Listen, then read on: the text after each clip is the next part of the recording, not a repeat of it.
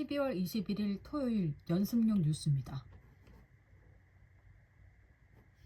한덕수 대통령 권한대행이 정치권과 정부가 함께하는 국정안정협의체 구성이 가능할 것으로 내다봤습니다.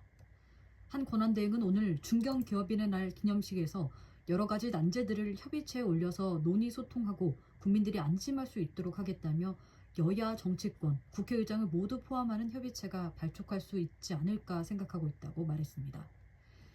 어제 더불어민주당 이재명 대표는 국회와 정부가 함께하는 국정안정협의체 구성을 제안했고, 정부는 헌법과 법률에 따라 국정의 조속한 안정을 위해 여야를 포함한 국회와 적극 협력할 준비가 돼 있다고 밝혔습니다.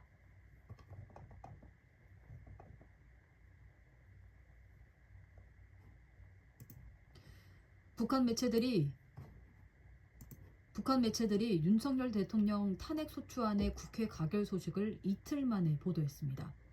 조선중앙통신은 괴뢰 한국에서 지난 14일 윤석열 괴뢰에 대한 탄핵안이 가결됐다며 윤석열 괴뢰의 대통령 권한이 정지됐다고 전했습니다.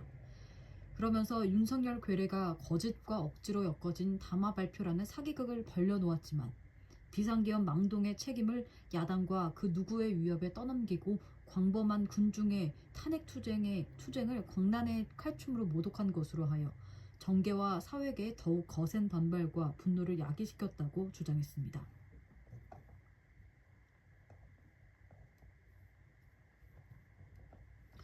광주의 한 초등학교에서 학생 수십 명이 식중독 의심 증상을 보여 보건당국이 조사에 나섰습니다. 광주 서구보건소는 서구 금호동의 한 초등학교 학생 30여 명에게서 구토와 설사 등 식중독 의심 증상을 보인다는 신고를 받고 역학조사에 나섰다고 밝혔습니다. 보건당국은 학생들에게 제공됐던 급식과 조리도구 등을 확보해 광주 보건환경연구원에 검사를 의뢰했습니다.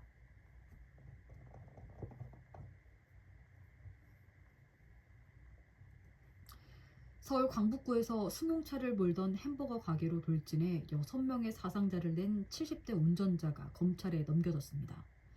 서울 강북경찰서는 교통사고 처리 특례법상 업무상 과실치사상 혐의로 70대 운전자를 오늘 불구속 송치했다고 밝혔습니다. 지난 9월 20일 이 운전자는 제네시스 승용차를 몰다 강북구 미아역 인근 상가 1층 햄버거 가게를 덮쳐 길을 가던 80대 여성을 숨지게 하고 손님 등 5명을 다치게 한 혐의를 받고 있습니다.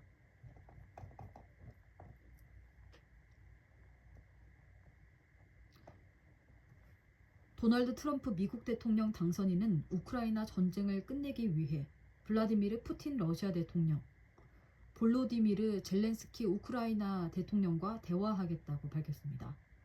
트럼프 당선인은 자신의 자택이 있는 플로리다주 팜비치 마러라고 리조트에서 가진 기자회견에서 우크라이나 전쟁을 제2차 세계대전 이후 가장 끔찍한 대학살이라며 멈춰야 한다고 말했습니다. 이어 우리는 푸틴 대통령, 젤렌스킨 대통령과 대화를 나눌 것이라며 우리는 이걸 멈춰야 한다는 이를 멈추기 위해 최선을 다하고 있다고 강조했습니다.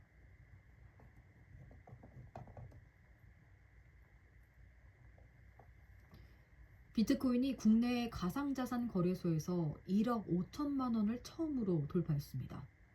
비트코인은 오늘 오전 8시 반쯤 업비트와 빗선 등 가상자산 거래소에서 처음으로 1억 5천만 원을 넘었고 오후 4시 20분 기준으로 1억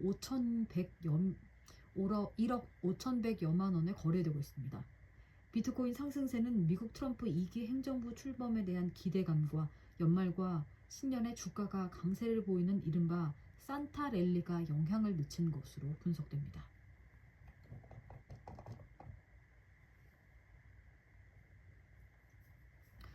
전국적인 부동산 시장 관망세 속에서 서울과 전국의 주택가격 상승폭이 석 달째 둔화한 것으로 나타났습니다.